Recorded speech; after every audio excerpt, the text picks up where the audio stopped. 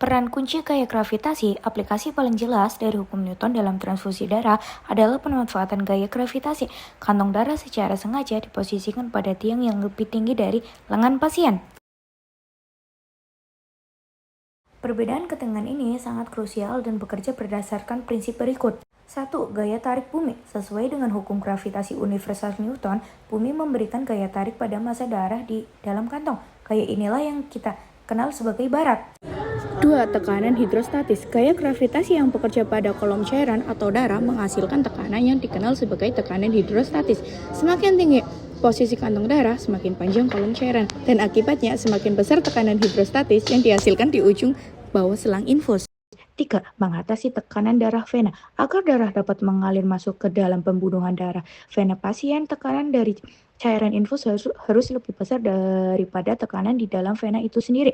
Dengan menggantung kantong darah pada ketinggian yang cukup, gaya gravitasi memastikan bahwa tekanan hidrostasi yang tercipta mampu mengatasi tekanan vena sehingga memungkinkan darah mengalir dan kantong tubuh ke pasien.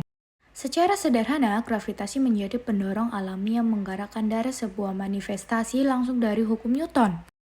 Hukum Newton dan aliran fluida. Dinamika aliran darah di dalam selang transfusi juga diatur oleh prinsip-prinsip yang berakar pada hukum gerakan Newton, terutama dalam konteks fluida.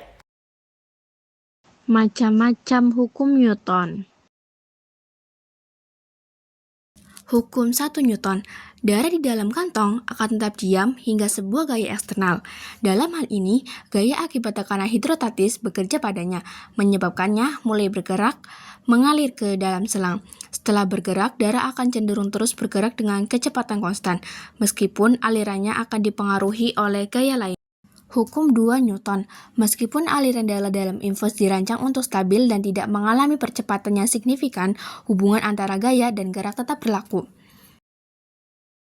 Hukum 3 Newton. Ketika darah mengalir dan mendorong dinding pembuluh darah memberikan gaya yang sama besar dan berlawanan arah pada darah. Prinsip ini lebih fundamental pada tingkat mikroskopis, interaksi fluida, dan salurannya. Yang terakhir adalah kesimpulan. Secara ringkas, alat transfusi darah adalah contoh nyata dari sistem mekanika fluida sederhana di mana gaya gravitasi, seperti yang dijelaskan oleh Newton, dimanfaatkan untuk menciptakan tekanan yang diperlukan untuk mengalirkan fluida ke dalam tubuh pasien dengan laju aliran yang diatur oleh keseimbangan antara gaya pendorong dan gaya hambat.